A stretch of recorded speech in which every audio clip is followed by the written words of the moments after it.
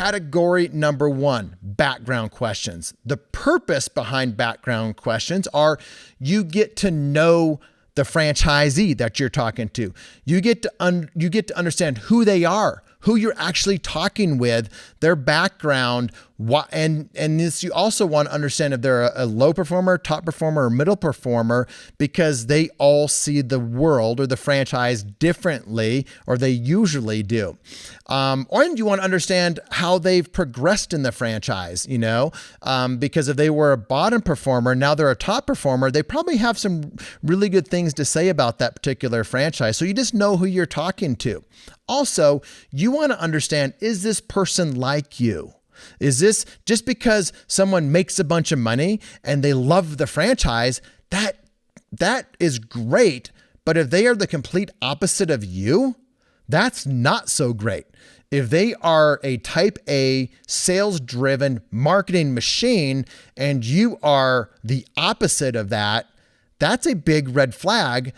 Unless one of the questions I would ask them, are there people that are like me, reserved, not sales oriented, not marketing focused, that are crushing it like you? So that's what you want to look for. So some of the questions that I like to ask is, what's your main role in the business?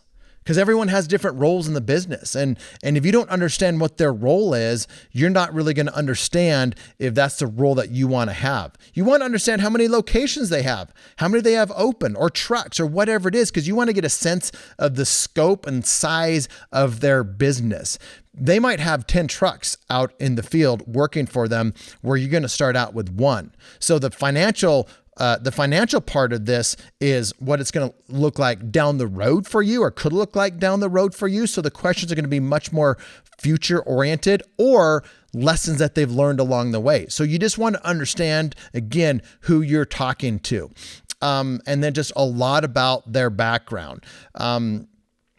Why did you decide to buy? That's a good question to ask at this time. Why did you decide to buy? So they're probably going to start out by answering why they decided to look, and then get into why did they decide to buy.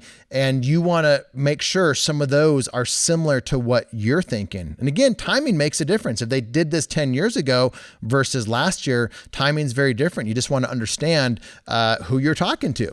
So that's a good question to ask. But now you understand who you're talking to, you can frame these questions differently, or at least have, when you're getting answers back, be able to categorize them. I'm talking to a low performer or a top performer, or someone that's like me, or someone that's opposite than me.